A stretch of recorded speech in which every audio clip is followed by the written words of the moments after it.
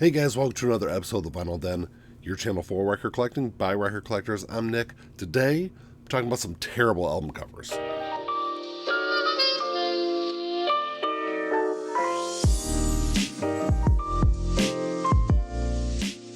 There's a bunch of links down below. You got links for the Vinyl Den Facebook group, for the merch page, for the Spotify and Apple Music playlist that I put together every week, and the Patreon page. So make sure you check all that out. Like always, if you enjoyed the episode, make sure you give me a thumbs up. Hit that subscribe button down below. Make sure you hit that notification bell so you're notified every time I release new episodes. So typically I would save some of the worst for the end, but this first album is one that I just have no clue where they're going with this album cover. It's probably the worst album I've seen released, or the worst album cover I've seen released from a major band over the last couple of years. And that is the Zealot Gene by Jethro Tull. You know, Jethro Tull has some truly iconic album covers. You think Aqualung, Thick as a Brick, even like Broadsword of the Beast. Those are some really great, truly, like, the album cover is like a work of art. And then they released this. I don't know what the point of this was. I know Ian Anderson, the lead singer of Jethro Tull, has gotten into photography over the last couple of years, and I believe this is a picture he took of himself. But I think had they done anything else with this album cover, it would have been a lot better than this one. This album cover is so terrible that I almost didn't buy a copy of this on vinyl just because how bad the album artwork is. This is easily the worst album cover that Jethro Tull has ever released. Like I said, I think this is one of the worst, if not the worst, album artwork of any album released in the last couple of years. Another more recent album that I just don't understand the connection between what this artwork is and the music on the album. It's probably one of the most hated albums of the last several years, and that is The Dark Side of the Moon Redux by Roger Waters. I think it's kind of cool that it at least has the original artwork inside the eye of the dog on here, but I don't understand the dog reference on this album. It's not only just the front cover, it's the back of the album, it's the inside the gatefold. I've listened to The Dark Side of the Moon for literally decades, almost my entire life. I don't understand the connection between the dog and that. You know, I've listened to this album a couple of times, so I don't know if there's a connection with the spoken word elements that he added to the album, but I've even tried to look online and couldn't see any kind of connection with it. So staying with Pink Floyd, I might get some pushback on this next one, because I know a lot of people out there see this as an iconic album cover.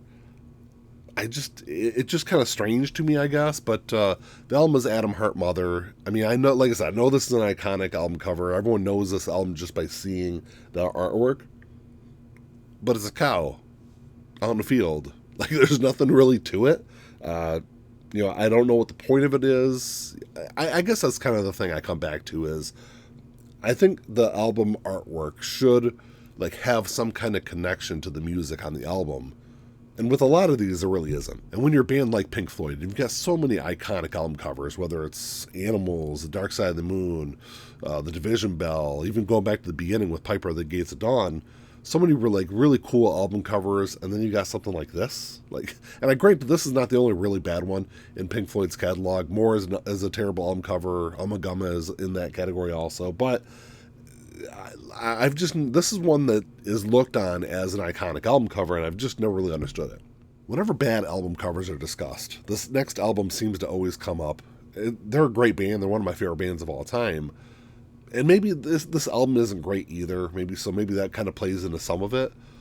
But, I mean, The Miracle by Queen, it's just a terrible album cover. This is one where it looks like somebody took the picture of each of the band members and used like a Photoshop and just kind of smushed them together. I mean, what's the point of this? What's the reference to this to the album? Like I said, the album isn't great either, so maybe that kind of plays into some of it. But you know, I think it's another one of those albums where, like with the Zealot Gene, you could have done anything different with this album cover, especially when you've got like albums like News of the World from the band. There's so many other great album covers that they've had in the past, and then this kind of falls flat. I know I'm going to get a lot of pushback on this next one because this is an iconic album, and a lot of people look at this as an iconic album cover. But coming off of the 3 or 4 albums that came out before from this band, it just seems plain because, it is really plain. So the Black Album from Metallica, yes, it's just a black cover. It says Metallica up here. It's got the snake. But coming off of Injustice for All, Ride Lightning, Master of Puppets, and then you release this, it just seems very, I guess, plain to me. And I get it. music was really changing the early part of the 90s, and Metallica was changing with it and trying to find where they fit into the music industry at that time. And everyone was breaking away from hair metal and everything that really kind of represented everything in the 80s. And I guess the blackness of the album cover is just they're like leaving that past and moving into a next phase in their career, because there's a lot of people out there that consider Injustice for All the last true Metallica album, and have not liked the Black Album or anything that came out after that. But this another instance where I think they should have done something better than this for the album artwork. So whenever I talk about bad album covers, I always bring up this next one, because when this album came out, I think it was 1993, so I was like 14 years old. I thought it was a terrible album cover then. I think it's just as terrible now. Aerosmith has released a lot of great albums with a lot of great album covers in the past. Think Pump, Permanent Vacation, Toys in the Attic, Get Your Wings. Those are all like really cool album covers. And then the whole, cow with the pierced udder thing, it just feels like 1993 when I look at this album cover. And it's an album that, it is a really good album, even though I think Aerosmith had really changed at this point in their career. But, I still think it's a good album. I think the album cover, at least in my opinion, hurts the album overall. I've loved this next album ever since I was a kid. And I never really had an issue with the album artwork until I found out that this was not the intended artwork for this album. The label actually shot down 2 ideas before, even though there is actually a different pressing. I think it was only on Japanese pressings, had like the actual original artwork. But this is just the lead singer of the band writing the album name on a wet garbage bag. That's all it was. It was just the photographer, John Bon Jovi. They were just like last second. They had to get something out. They had to have some kind of album cover, some kind of artwork for it. And they just kind of John Bon Jovi wrote Slippery When Wet on this wet garbage bag. They took a picture of it, and that's what ended up being the album artwork.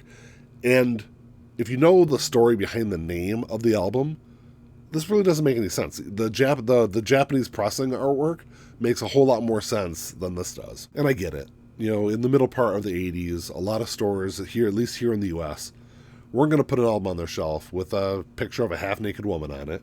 So this is what they went with. The last few I've got, I don't really have strong issues with them. I think they're more so, they just kind of feel phoned in, just easy, kind of slapped together just to get the album out. And I get it. Some of these are iconic albums. I mean, Let It Be is one of my top probably 2 or 3 albums from the Beatles. But, to have these 4 guys on this album cover, they almost look like 4 people from 4 different bands. I get it. There was a lot of fighting going on in the band at this time. And I guess technically this is the second to last album that they recorded, because they recorded Abbey Road before Let It Be, even though they were released in opposite order. But I think had they done some kind of picture with the 4 of them together on the front, I think it would have looked a lot better than what they ended up with. So in the early 2000s, Alkaline Trio released an album called From Here to Infirmary. I know there's a lot of people out there probably don't really know this album, probably haven't even heard it. It's a really good album, but the first couple of albums have really cool album designs to it. And then they released this. And I think this is probably their biggest selling album, but it's just the 3 band members with whited out eyes on the album cover. Really nothing to it. It just kind of has that phoned in feel to me. The last one at least has an interesting story behind it. I mean, I'm still not a huge fan of the album artwork, even though I love this album. But that's Morrison Hotel by the Doors. So when this picture was taken in 1970, the Doors didn't get permission from the hotel to actually take this picture. So someone went in, distracted the clerk at the front desk, and then the band members went in real quick, sat down, they took this picture. But even though there's nothing really special to the other album covers from the Doors, this one's always kind of stood out as just kind of, like I said, something seems kind of just thrown together just to put the album out. Hey, look, it's funny, there's a Morrison Hotel, let's go take a picture in it. Well, that's all I got for you today, guys. Thanks for checking the show out. Album covers are always kind of funny, especially nowadays where it really doesn't matter. Most people don't, most people stream their music, so the album artwork is just this little tiny picture on their phone. But I'm somebody that grew up with records and CDs, and, the album artwork has always meant something to me. And going back and looking at these albums, I feel like the bands could have done something a little bit better to make at least the artwork stand out a little more than they have. But let me know what you guys think. Drop me a comment down below. Let me know what you guys think are some of the worst album covers of all time. I could have went on with more than just these. These are just the first couple of ones that popped into my head. But let me know what you guys think. Like always, if you enjoyed the episode, make sure you give me a thumbs up. Hit that subscribe button down below. That's all I got. Until next time, keep on spinning. Peace.